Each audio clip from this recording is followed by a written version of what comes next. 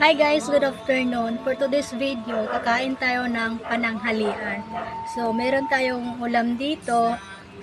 May toyo, may adobong kangkong, at saka siyempre yung suka natin na may sili. Hindi natin pwede kalimutan. Kaya ito guys, tingnan nyo.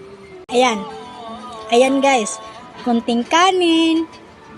May ano tayo dito, palamig na apple flavor. Ito, adobong kangkong. Toyo. Ito yung pangmalakasan natin. 'Di ba? Siyempre, partner yan eh. Kaya yan, kain na si Mimi.